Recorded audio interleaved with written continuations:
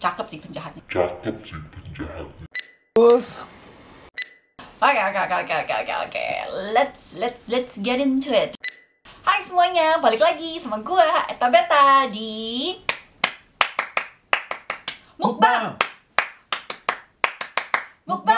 Oke deh, hari ini kita mukbang seperti biasa dan gue pengen cepet-cepet mulai. Soalnya cerita kriminal hari ini sedikit kayak roller coaster, sedikit kayak cerita di Hollywood. Bahkan ada orang yang bilang ini bisa dibikin jadi kayak movie di Hollywood.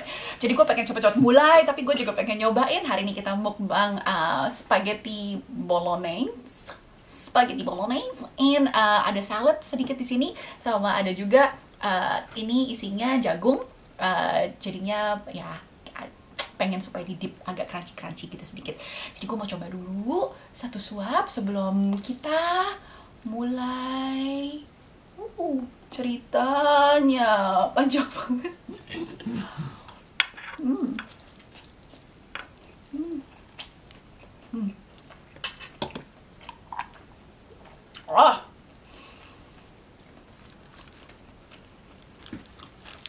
I'm so happy. It is so good.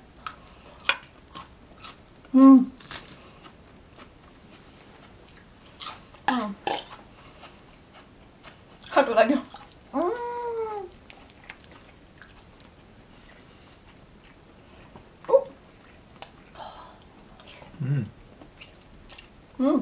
Yum.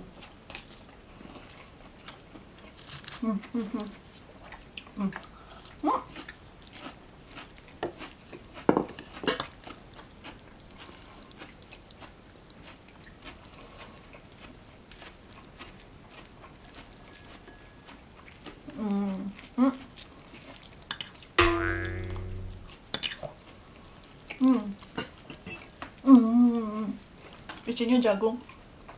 Wow.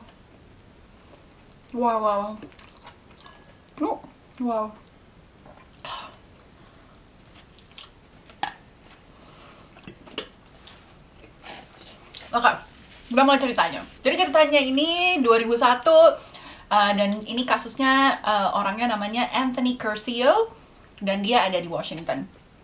Jadi Anthony dia ini sebenarnya waktu mudanya dia pemain American football yang cukup promising gitulah. Jadinya ya mungkin bisa main pro gitu segala.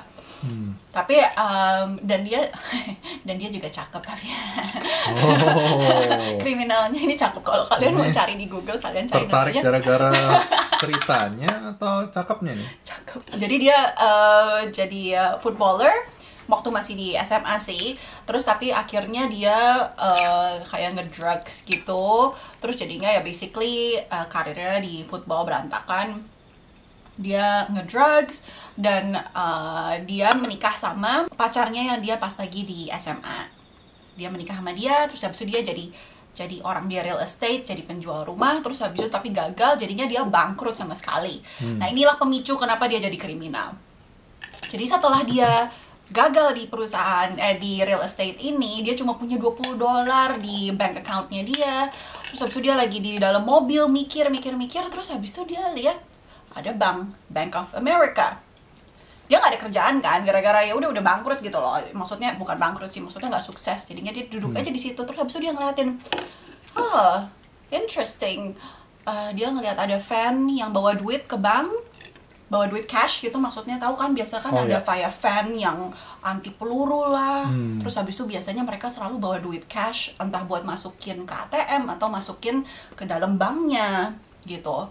Terus habis itu dia jadi, this is a good idea, a quick fix. Gue bisa jadi kaya kalau misalnya gue bisa bobol si bank. Jadi kerjaannya dia selama berminggu-minggu ke depan, dia duduk di situ di dalam mobilnya ngeliatin semua agendanya si mobil van ini. Kapan mereka masuk, ada berapa orang di dalam van-nya, CCTV-nya ada di mana. Terus habis itu dia mulai makin lama makin berani. Dia mencoba pakai baju jadi kayak penata taman gitu loh. Jadi pakai topi, pakai baju warnanya biru. Terus habis itu dia pakai jaket yang high vis yang kayak apa sih? Kayak stabilo gitu.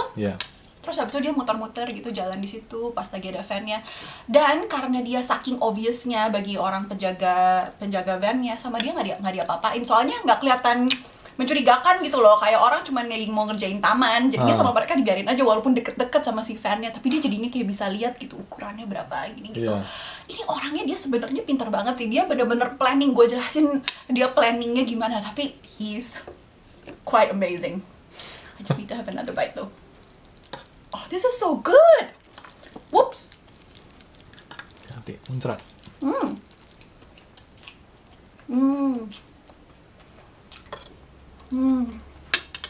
So, dia pulang ke rumah, dia gambar, dia suka gambar. Jadi dia gambar van-nya ini, ukurannya berapa, kira-kira ini security-nya di bagian mana, pintunya kayak apa, bukanya kemana.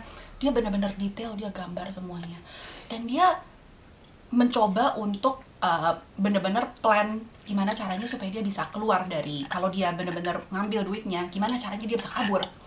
Jadi dia plannya ngambil dari mobilnya, bukan dari ngambil banknya. dari selama lagi mereka mau masukin gitu loh ke banknya. Soalnya duitnya kan di situ gitu loh, dia nggak harus masuk ke ke deposit atau apa, dia pokoknya duitnya di situ.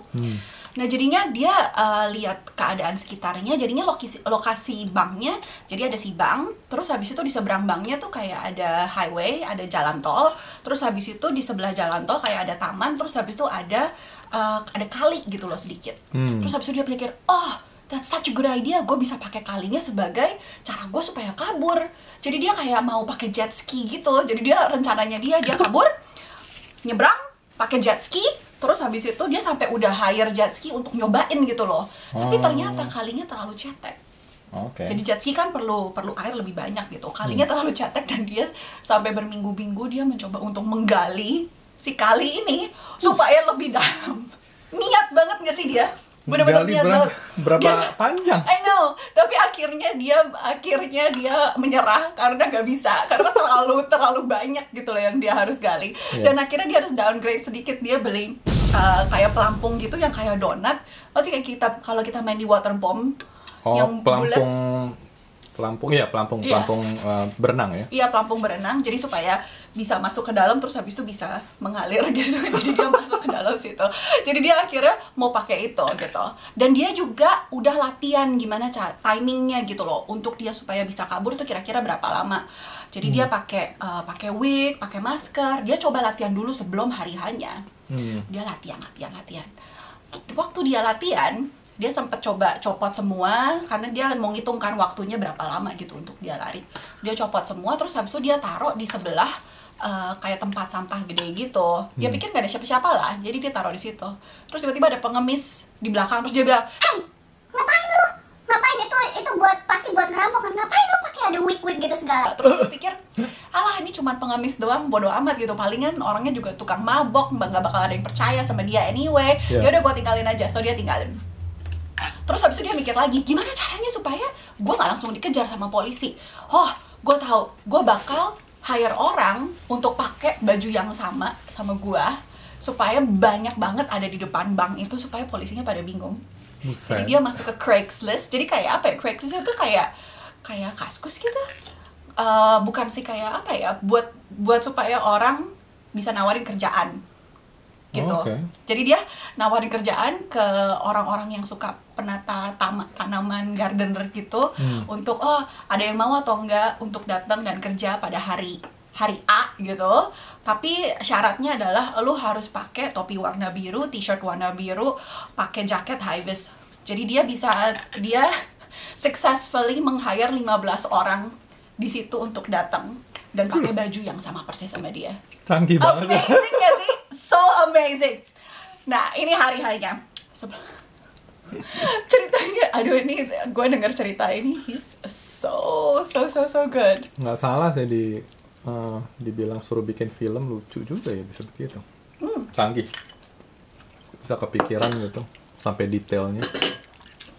Niat.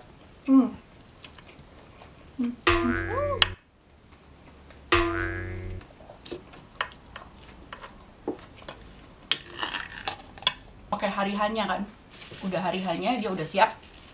Terus habis itu dia udah, oke, gue bakalan nungguin fan-nya. Ada 15 orang yang pakai baju sama pada sama dia. Cuman ada di situ doang, soalnya mereka semua dibilangin, oh kalian semua harus nunggu di depan bank itu sampai nanti ada bosnya yang datang gitu loh, dan kasih tahu kalian kerjanya apaan. Jadi orang-orang pada nunggu di situ. Fan-nya datang. Terus dia langsung datang ke penjaga yang bawa bag duit ini, sama dia di paper spray. Di paper spray orangnya langsung terus habis itu langsung copot dong bagnya, langsung lepasin bagnya. Dia langsung ambil bagnya, terus habis itu dia kabur. Dia nyebrang si motorway-nya, nyebrang jalan tolnya, hampir ketabrak sama truk, tapi akhirnya dia sukses. Tapi berat banget duitnya karena ada 400.000 dolar Amerika. Wow. Dan itu berat banget sampai dia akhirnya nggak kuat, dia harus lepasin satu bagnya karena itu berat banget. Tapi bayangin, ini tuh kayak semua orang yang pada witness dia lari, semuanya pada bilang, oh dia larinya kayak footballer. You know bang? Semuanya pada bilang kayak gitu. Nah, anyway, jadinya dia lepasin satu dan akhirnya dia sukses untuk membawa satu bungkus duit itu kabur gitu loh, dari si banknya. Jadi dia kabur dengan 200.000 dolar US. Dan dia pinter juga. Setelah itu dia mikir, aduh polisi bakal nyariin ini penjahatnya siapa gitu. Jadinya gue harus kemana ya? Dia pergi ke kantor polisi.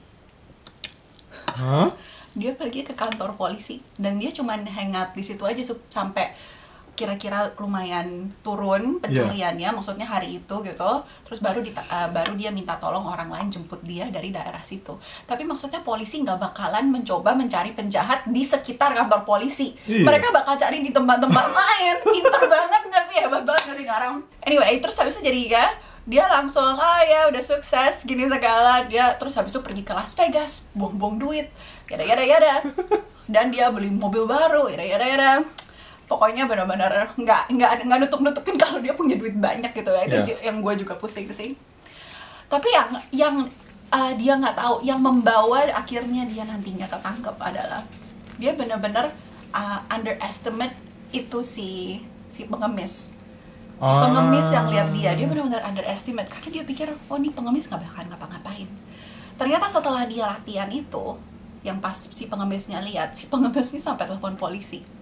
Jadi udah even sebelum hari kejadiannya, pengemisnya udah telepon polisi.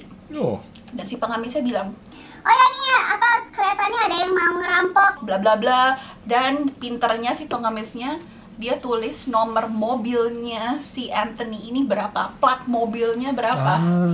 Dia langsung, terus habis itu si detektifnya pada nyari si pengemis ini, minta itunya, plat mobilnya, nomornya berapa. Terus habis itu mereka cari di sistem dan keluar namanya istrinya si Anthony ini, namanya Emily. Jadi mereka udah tahu kan, oh ini ada kemungkinan banget ini si Anthony. Tapi kita nggak ada buktinya gitu loh. Sekarang kan cuman pengemis yang lihat itu doang, tapi nggak ada yang menghubungkan gitu. Jadinya gimana? Satu lagi yang kesalahan yang Anthony lakukan adalah pas dia lagi lari, dia copotin semua disguise-nya, copotin wig-nya, copotin mask-nya, copotin bajunya gitu kan. Dan di mask-nya itu karena dia lari-lari, banyak ludahnya dia keluar di mask-nya. DNA. Ya, betul sekali. Jadi nggak detektifnya, wah ini banyak saliva-nya, ayo DNA-nya dicari. Tapi kan dia gimana cara? Tapi kan dia belum pernah kriminal kan. Kalau dia nggak ada di database, nggak ada di database polisi. Ini kriminal pertamanya dia. Kalau nggak ada di database-nya polisi nggak bisa match DNA-nya. Jadi polisinya harus cari gimana caranya supaya mereka bisa dapat DNA-nya si Anthony tanpa si Anthony tahu. Dan di match DNA-nya. Jadi nggak bisa langsung minta gitu ya? Nggak bisa, soalnya apa groundnya mereka? Bener-bener gitu. Jadi terus habis itu, jadi si polisi ini pada buntutin dia. Pada suatu hari dia pergi ke buat isi bensin di mobil barunya dia. Terus dia beli minum, terus habis itu minumnya dihabisin, sampai dia dibuang di tempat sampah. Polisinya langsung skakmat, langsung diambil, terus habis itu dites. Terus habis itu perfect match. So jadinya setelah itu dia ketangkep dan dia dapat 6 tahun di penjara. Tapi roller coasternya belum selesai, ceritanya belum selesai. It's amazing sih this guy, he's amazing. Episode kedua. Ceritanya belum.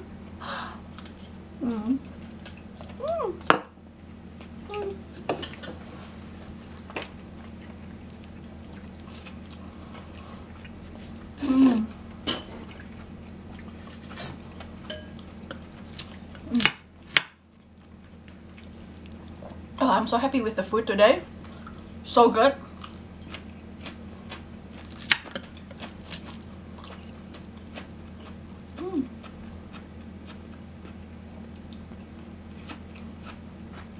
Dia masuk penjara, dan selama dia di penjara, kalau dia kan suka gambar kan, tiba-tiba dia jadi ilustrator buat buku anak-anak.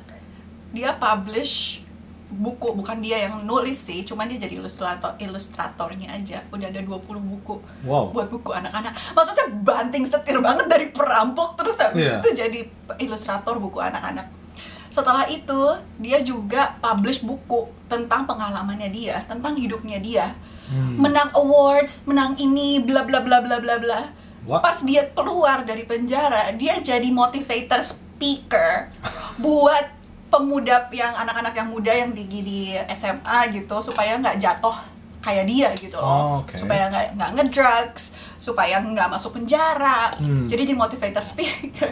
Jadinya bahkan kalau misalnya lu Google namanya dia, Anthony, yang keluar adalah dia penulis buku, bukannya perampok. Dia jadinya sekarang sukses banget. Dia balik lagi sama istrinya memaafkan dia. Tadinya istrinya nggak tahu sama sekali kalau ini tuh dia tuh merencanakan itu semua, tuh istrinya nggak tahu. Udah mau di divorce gitu segala. Tapi akhirnya mereka balik lagi. Tapi maksudnya nggak divorce juga? Aku sebenarnya agak kurang tahu bahwa itu udah final atau belum gitu loh. Soalnya itu selama dia di penjara. Tapi basically mereka akhirnya balik lagi berdua. Gitu. Dan akhir ceritanya ya begitu, dia sekarang sukses dan hebat aja, dan iya masih cakep aja sih. Awas ya. He's pretty good looking. Anyway, kita selesaiin makanan ini offline setelah kita selesai filming ini. Tapi I hope you guys enjoy the story today. Kalau misalnya kalian enjoy, please like, subscribe, and share ke teman-teman kalian yang pada suka yang kayak gini juga, cerita-cerita kayak gini. And kita ketemu lagi di video selanjutnya. Oke, bye-bye. Makan. Ini semua gue yang makan.